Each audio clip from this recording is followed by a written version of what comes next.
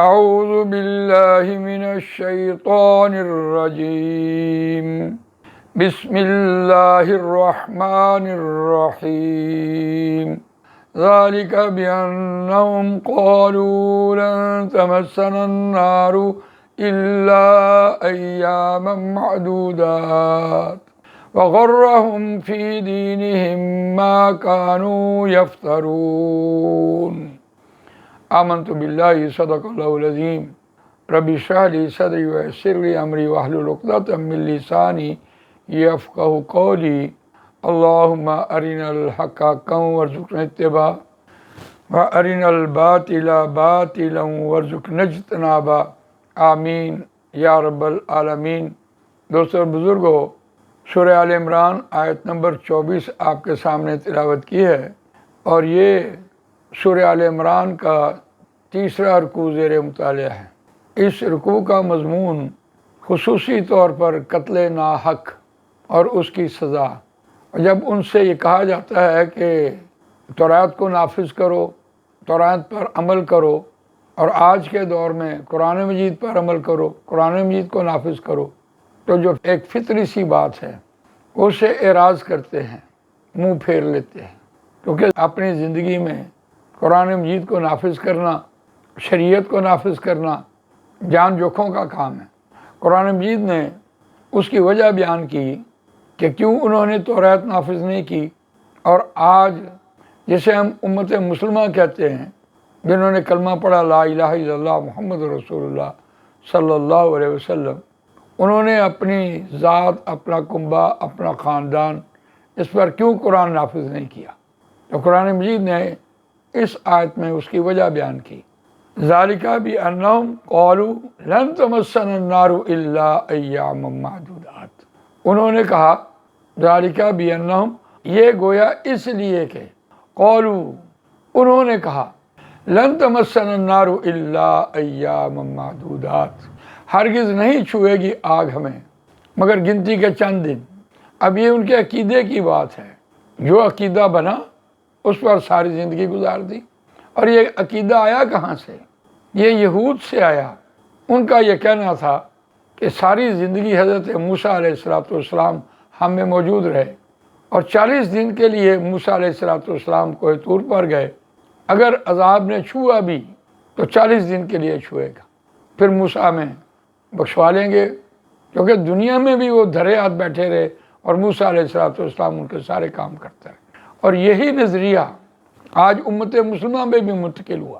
امت مسلمہ بھی نبی اکرم صلی اللہ علیہ وسلم کی کامل شفاعت پر ایمان رکھتی ہے، اور یقیناً جو شخص کامل شفاعت پر ایمان نہیں رکھتا اس کا ایمان نہیں ہے۔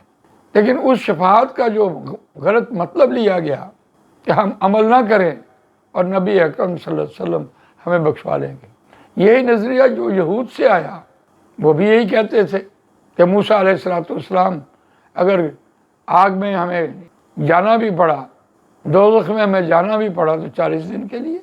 وہ عقیدہ منتقل ہوتے ہوتے امت مسلمہ میں بھی آیا۔ آج کا عقیدہ ہمارا کیا بن گیا؟ اللہ کا پکڑا چھڑا لے گا محمد کا پکڑا چھڑا کوئی نہیں سکتا۔ یہ ہمارے نظریے میں آ گیا، عقیدہ بدل گیا۔ اور اس عقیدے کو قرآن مجید نے یہاں نقل کیا، قالوا لن تمسنا النار الا ایاما معدودات۔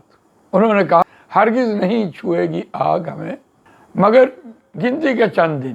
وغرہم فی دینہم، اور دھوکے میں ڈال دیا ان کو ان کے دین نے، ان کے طور طریقے نے، ان کی سسٹم آف لائف نے، ان کی نظام زندگی نے، جس میں وہ زندگی بسر کر رہے ہیں۔ جو تھے وہ افطرا بردازی کرتے، جھوٹ گڑتے تھے۔ یہاں قرآن مجید ماضی استمراری لے کے آیا، اور استمراری وہ ہوتا ہے جو پہلے دور سے بات چلی ہو تا حال نہ ختم ہو۔ جیسے میں نے آپ سے عرض کیا کہ یہ عقیدہ آج بھی بنا ہے، اور یہ آیا وہاں سے ہی۔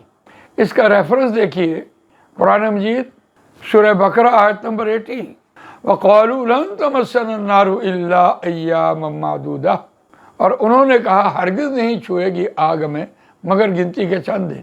اور اس مقام پر جب نبی اکرم صلی اللہ علیہ وسلم اور یہود آمنے سامنے بات کر رہے تھے، تو یہ ان کا جو عقیدہ تھا اس پر نبی اکرم صلی اللہ علیہ وسلم کیا جواب دیتے؟ اللہ نے وہاں نبی صلی اللہ علیہ وسلم کو کہا اے نبی کہہ، اور قرآن مجید میں پہلا مقام ہے کل، جہاں اللہ تعالیٰ نے نبی صلی اللہ علیہ وسلم کو یہ بات کہی کہ ان سے کہہ قل اتخذتم عند اللہ عہدا فلن یخلف اللہ عہدہ ام تقولون علی اللہ ما لا تعلمون۔ جب انہوں نے یہ کہا کہ ہرگز نہیں چھوئے گی آگ ہمیں مگر گنتی کے چند دن، تو جواب کیا آیا؟ قل اتخذتم عند اللہ عہدا، کیا تم نے اللہ سے کوئی وعدہ لے رکھا ہے؟ فلن یخلف اللہ عہدہ ام تقولون علی اللہ ما لا تعلمون، پس اللہ ہرگز خلاف نہیں کرے گا اپنے وعدے کے۔ اگر اللہ نے یہ وعدہ کر لیا ہے ام تقولون علی اللہ ما لا تعلمون، تو پھر تم کیوں کہتے ہو ام تقولون، کیا تم یہ کہتے ہو، کیوں تم یہ کہتے ہو علی اللہ، اللہ کے اوپر، ما لا تعلمون، جس کا تمہیں علم نہیں۔ اللہ کے اوپر، اللہ پر کوئی بات غلط منسوب کرنا یہ شیطان کے عملوں میں سے ہے۔ اللہ کے اختیار میں کوئی بات کہہ دینا، ایسا ہی ہونا تھا جی، اللہ کو ایسا ہی منظور تھا، کار بد خود کرے اور الزام دے شیطان پر، خود عمل نہیں کیا اور اللہ پہ ڈال دیا کہ اللہ کو ایسا ہی منظور تھا، اور یہ شیطان کے عملوں میں سے ہے۔ انما یأمرکم بالسوء والفحشاء وان تقولوا علی اللہ ما لا تعلمون، سوائے اس کے نہیں وہ تم کو حکم دیتا ہے برائی کا اور فحاشی کا، وان تقولوا علی اللہ ما لا تعلمون، اور یہ کہ تم اللہ پر وہ بات منسوب کرو جس کا تمہیں علم نہیں ہے۔